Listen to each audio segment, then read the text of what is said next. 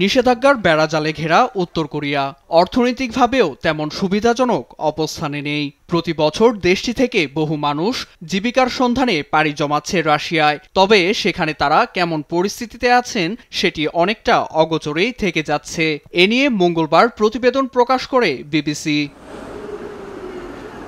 Russia Ukraine যুদ্ধ ঘিরে রাশিয়ার অভ্যন্তরে সৃষ্টি হয়েছে ব্যাপক শ্রমসংকট। ঘাটতি মেটাতে দেশটি শরণাপন্ন হচ্ছে আরেক পারমাণবিক শক্তিধর রাষ্ট্র উত্তর কোরিয়ার। উভয় দেশের সমঝোতায় প্রতি বছর বিপুল সংখ্যক শ্রমিক যাচ্ছেন রাশিয়ায়। তবে রাশিয়ার এই শ্রমবাজার আগে আকর্ষণীয় থাকলেও বর্তমানে নেই সেই জৌলুস।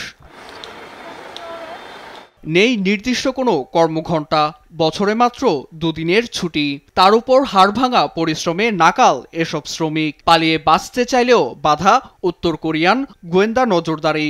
লয়্যালটি ফিসের নামে নামমাত্র মজুরির বড় অংশই জমা হচ্ছে নিজ দেশের রাষ্ট্রীয় কোষাগারে। এতে নিজ ও পরিবারে অবদান রাখতে পারছে না তারা।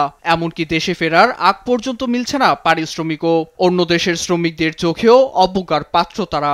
এ যেন এক খোলা কারাগার।